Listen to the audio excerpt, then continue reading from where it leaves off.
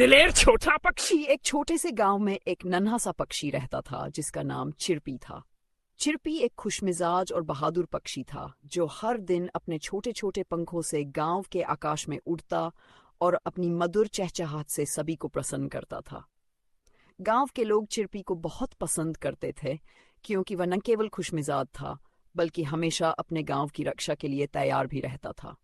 एक दिन जब गांव में सुबह का समय था और लोग अपने रोजमर्रा के कामों में व्यस्त थे, अचानक चिरपी ने आकाश में एक अजीब सा काला बादल देखा जो तेजी से गांव की ओर बढ़ रहा था। ये बादल बहुत गहरा और डरावना था, जैसे कोई बड़ा खतरा आने वाला हो। चिरपी को तुरंत आभास हुआ कि कुछ गलत होने वाला है। ये क्या है? ये बादल इतना काला क्यों है?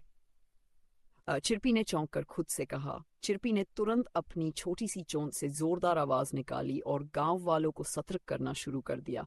वह तेजी से उड़ते हुए गांव के अलग अलग हिस्सों में गया और जोर जोर से चहचहाने लगा, सुनो सुनो, खतरा पास आ रहा है, आकाश की ओर देखो, ये बादल सामान्य नहीं है।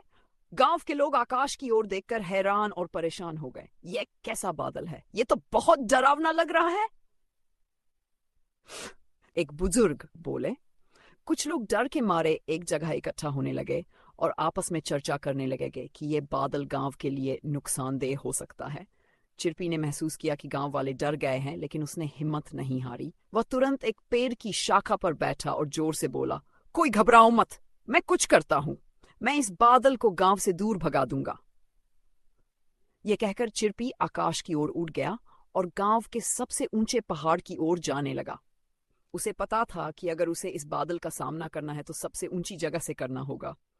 जब चिरपी पहाड़ की चोटी पर पहुंचा तो वह बादल के बिल्कुल पास था।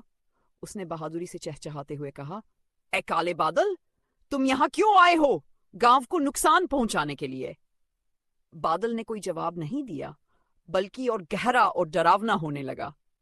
चिरपी ने अपनी आवाज और ऊंची की, ये गांव मेरा घर है, मैं तुम्हें यहाँ तबाही मचाने नहीं दूंगा, तुरंत यहाँ से चले जाओ। बादल फिर भी अपनी जगह अड़ा रहा, मगर चिरपी हार मानने वाला नहीं था।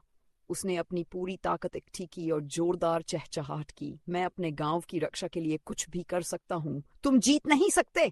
अचानक बादल हिलने लगा, पहले हल्का सा, फिर तेजी से। चिरपी की आवाज और साहस ने उसे कमजोर कर दिया था। गांव वाले हैरानी से आकाश की ओर देखने लगे। क्या सच में चिरपी ने यह कर दिखाया? कुछ ही पलों में बादल धीरे धीरे बिखरने लगा और सूरज की किरणें वापस गांव पर चमकने लगीं। चिरपी खुशी से चहचहाने लगा, हम जीत गए, गांव सुरक्षित है। गांव वाले खुशी से झूम उठे। एक बुजुर्ग मुस्कुराकर बोले, यह सिर्फ एक नन्हा पक्षी नहीं, हमारा हीरो है।